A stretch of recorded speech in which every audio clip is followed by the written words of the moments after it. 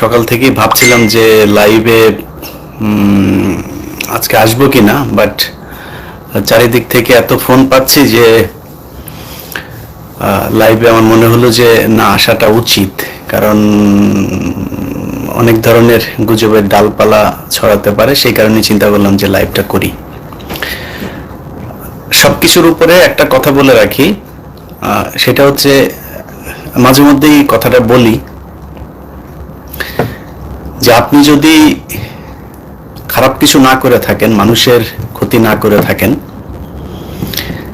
তাহলে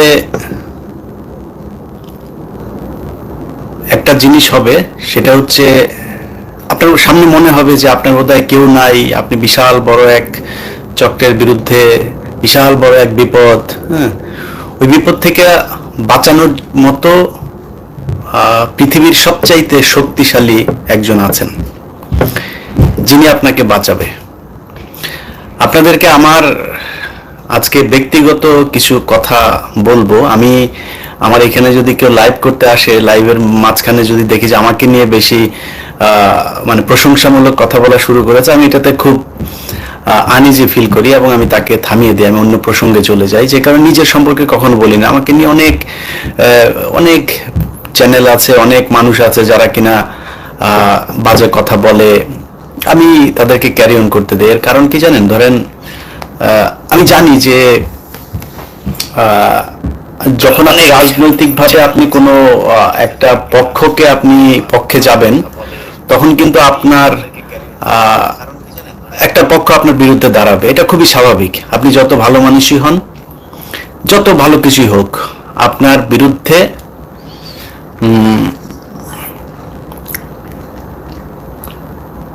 কিছু মানুষ থাকবে যারা কিনা আপনার করবে, আপনাকে নিয়ে প্রোপাগান্ডা ছড়াবে, আপনার ক্ষতি করতে চাবে, আপনার সর্বোচ্চ ক্ষতি করার জন্য যা যা প্রয়োজন সবকিছু করবে। আর যদি ব্যক্তিগতভাবে যদি কিছু হয়, ব্যক্তিগতভাবে কারোর সাথে যদি আপনার কোনো সমস্যা থাকে, তাহলে তো তাদের সর্বোচ্চ শক্তি দিয়ে করবেই। এখানে আরো অনেক শত্রু একসাথে হবে, সবাই মিলে চাবে ক্ষতি করতে। তো আমি বিশ্বাস করি যে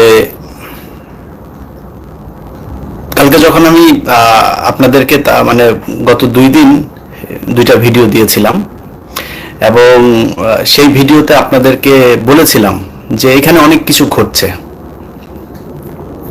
আমি আমেরিকাতে থাকি, আমি বৈধভাবে থাকি।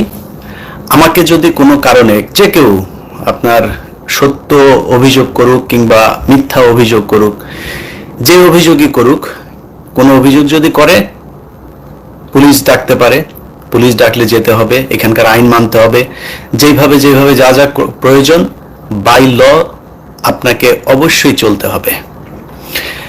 এখন আমিও ঠিক সেই কাজটাই করছি। তো এর মাঝখানেও আমি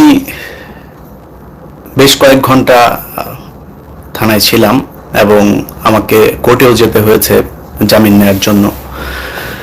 তো গিয়েছি, সেখানে সব মিলিয়ে বেশ কয়েক ঘন্টা আমাকে থাকতে হয়েছে। এখন এখানে বলা হয়েছে, আমি একটা পত্রিকায় দেখলাম যে বিশেষ করে এগুলির কারণে আজকে লাইভ না, তো এইটা নিয়ে কথা বলতাম না, যে আমাকে নাকি কোথা থেকে নাকি পুলিশ আমাকে ওয়ান্টেড, আমাকে খুঁজছে, আমাকে দৌড়ায়, তারপরে ধরছে। আমি নিজে থানায় গিয়েছি সকাল 8টায়, এবং আমার পুলিশের সাথে অ্যাপয়েন্টমেন্ট নেওয়া ছিল। আমি সেইভাবে আমার যা যা করণীয় আমি সেইভাবেই করেছি। এখানে আইনের বাইরে কোনো কিছু করার সুযোগ নাই, আমি করিও নাই। কিন্তু ধরেন আমার যারা শুভাকাঙ্ক্ষী, আমার অনেক শুভাকাঙ্ক্ষী আছে, অনেক ভালোবাসা মানুষ আছে যারা মানে তার পরিবারের একজন সদস্যকে যেভাবে ভালোবাসে ঠিক ওইভাবে ভালোবাসে। তো আপনারা আমাকে ভালোবাসেন, আমি আমার মৃত্যুর আগ পর্যন্ত এই ভালোবাসার সম্মান আমি দেখিয়ে যাব। অনেক আগাছা আসবে যাবে, ভালো মানুষ সেজে আপনাদেরকে প্রতারিত করবে। আমি বলে রাখলাম আপনাদেরকে, অনেকবার এসব নিয়ে চ্যালেঞ্জও করেছি, আজকেও আবারও বললাম যে আমার মৃত্যুর আগ পর্যন্ত আমি যদি সুস্থ মস্তিষ্কে থাকি, আমি ইনশাল্লাহ মানুষের ক্ষতি কখনো করব না। ইভেন একটা জিনিস বলি, ধরেন আমি যখন 21-এর চোখে কাজ করতাম, 21 টেলিভিশনে যখন ক্রাইমে কাজ করতাম, আমার নামে কিন্তু বাংলাদেশে মামলা আছে। কি মামলা জানেন? আপনাদেরকে নাম ধরে ধরে বলি। গুলশানে একটা মসজিদ আছে, আজাদ মসজিদ, সবচেয়ে বড় মসজিদ সেটা। আমি জানি না তার চেয়ে বড় মসজিদ এখন হয়েছে কিনা, বাট ওইটা অনেক বড় মসজিদ। এই আজাদ মসজিদের যিনি ফাউন্ডার জনাব আজাদ সাহেব, তার ছেলের নাম হচ্ছে কাইয়ুম চৌধুরী। উনি উত্তরা 7 নম্বর যে পার্কটা আছে, পার্কের ঠিক পশ্চিম পাশে ওনার বাসা। আমার ইয়েতে হোল্ডিং টোল্ডিং অত কিছু মনে, আমি ওনার বাসায় গিয়েছিলাম এই তথ্যগুলো জানার জন্য। উনি আমাকে ইনভাইট করেছিলেন। তারপরে আমি 3 দিনের মাথায় ওনার একটা গুলশানে একটা বাড়ি ছিল, গুলশান 2 নম্বর একদম ইয়েতে। ওই বাড়িটার নিচে কমার্শিয়াল, উপরে অ্যাপার্টমেন্ট, নিচে আবার একটা পার্টে ওনার মাও থাকতেন। উনি ভাড়া দিয়েছিলেন ওই বাড়িটা। ভাড়াটিয়া কয়েক বছর পরে ক্লেম করে সে এটার মালিক, ওর মাকে নিচে নামিয়ে দিয়েছে, নামিয়ে দিয়ে সে পুরো বাড়ি দখল নিয়েছে। আমি যাওয়ার পরে তাদের কাছে বললাম, কারণ ওইটা আমার কাজও না যদিও, কিন্তু আমি এরকম কিছু মানুষকে উপকার করেছি কোনো কারণ ছাড়া। আমি আমি আমি এমন একজন মানুষকে নিয়ে কথা বলছি, তাকে হয়তো গুলশানের অনেক মানুষ, আমি নাম ধরে তারপরে বললাম। সো আপনারা গুলশান আজাদ মসজিদে যেন, জিজ্ঞেস করেন যে মসজিদে যেই আজাদ সাহেব নাই এখন, তার ছেলে কাইয়ুম চৌধুরী কে, যা জিজ্ঞেস করেন যে আমি তার কাছ থেকে 4 আনা পয়সা কিংবা 4 আনা পয়সার কোনো সুবিধা কোনোদিন নিয়েছিলাম কিনা। একটা বললাম, আমার এরকম কয়েকশো 21-এর চোখের পর্ব আছে। যত মানুষ আছে, যদি কোনোদিন কারোর কাছে গিয়ে জানতে পারেন যে ইলিয়াস খুব জোরাজুরি করলে, হয়তো যেখানে গিয়ে খুব জোরাজুরি করেছে, ভাই প্লিজ একটু খাইতে হবে, হয়তো তার সাথে আমি রেস্টুরেন্টে বসে খেয়েছি, সে বিল দিয়েছে, এরকম হয়েছে। আবার এরকম অনেক জায়গায় আছে খেয়েছি, খেয়ে তারপর আমি বিল দিয়ে চলে এসে, সে খুব জোরাজুরি করেছে, আমি বিল দিতে দেয়নি। কারণ ভৈরবের এক ঘটনা, আরিফ কমিশনার, বিএনপির লোক, তার এক কাজের বুয়াকে মেরে ফেলেছিল। সেইখানে যে কোনো একটা বাংলাদেশের খুব প্রখ্যাত এক অনুসন্ধানী টিম, তারা সেখানে ছিল, দিয়ে তারপরে 2 লাখ টাকাও নিয়েছে। কয়েকদিন ছিল ভৈরবের একটা হোটেলে, সেখানে 66,000 টাকা বিল বানিয়েছে ওই লোক, ওই কাজের বুয়াদের পক্ষে যারা কাজ করছিল তাদের কাছ থেকে। তো ওই 2 পক্ষের মধ্যে একটা গ্যাঞ্জাম ছিল। ওই পক্ষ যখন দেখেছে কমিশনার কাজের বুয়াকে খুন করেছে, তখন তারা চেয়েছে এটা উদ্ঘাটন হোক। তো ওদের কি সমস্যা সেটা আমার জানার দরকার নাই, আমি কাজের বুয়াটা খুন হয়েছে, আমি ওইটার বিচার চেয়েছে। যে কারণে আমি সেখানে গিয়ে তাদের সাথে কথা বলেছি, বলে দেখলাম যে ঘটনাটা সত্য। 3 দিনের মাথায় এই ঘটনার জন্য শহীদউদ্দিন চৌধুরী এনি ভাই জীবিত আছেন। উনিও পর্যন্ত আমাকে ফোন করেছেন যে ভাই এরকম শুনলাম, কারণ উনি ছিলেন বিএনপির নেতা, যে এরকম শুনলাম। তো এনি ভাইকে আমি ঘটনাটা বললাম যে এনি ভাই এই ব্যাপার। তখন এনি ভাই বললো যে ওকে, যদি তুমি এটা সত্যি যদি মনে করো, তাহলে ইলিয়াস তুমি নিউজ করো, আমার কোনো সমস্যা নাই। উনি তাইলে আমাকে ভুল বোঝাচ্ছে। এনি ভাইয়ের সাথে অতটুকুই কথা শেষ। সেখানে আমি চাইলে ওই যে অনুসন্ধানী টিম 6 দিন থেকে এসছে, তারা তাদের কাছে 66,000 টাকার হোটেল বিল করেছে, আবার 2 লাখ টাকা ক্যাশ নিয়েছে, আমি কিন্তু 1 টাকাও নেই। যা খোঁজ নেন,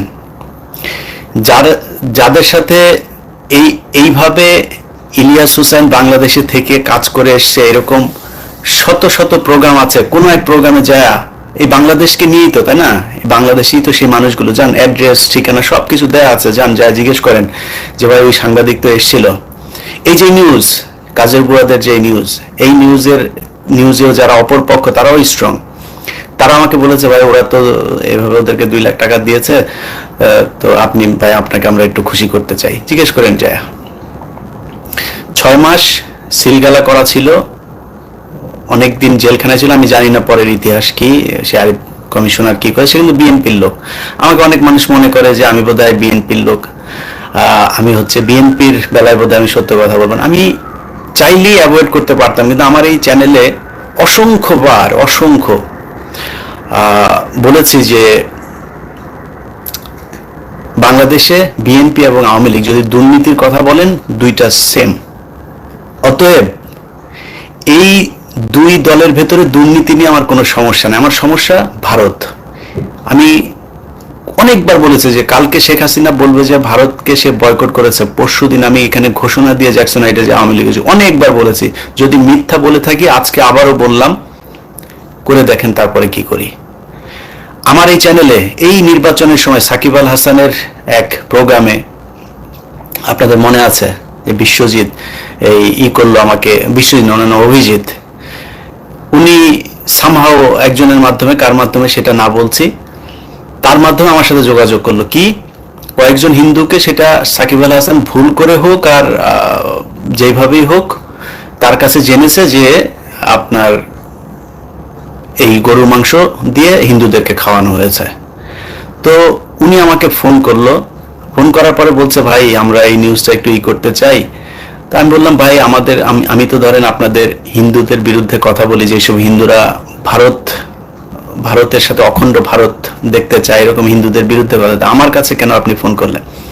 সে বলল যে নাম্বারটা দিয়েছে, সে বলেছে যে আপনি সত্য হলে করবেন। আমি নির্বাচনের সময় কিন্তু সেই নিউজটা করেছি, হিন্দুরা, উনি পুরো বক্তব্যটা দিয়েছে, ওনার পুরো বক্তব্যটা আমি আমার চ্যানেলে দিয়েছি।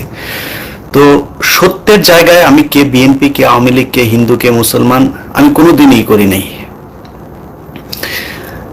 এখন আমার এই যে গুলশান আজাদ মসজিদের কথা বললাম, ওই মসজিদে আমার যেদিন চাকরি যায় 21 টেলিভিশন থেকে, ওই পরের দিন আমার নামে একটা ডাকাতির মামলা হয়।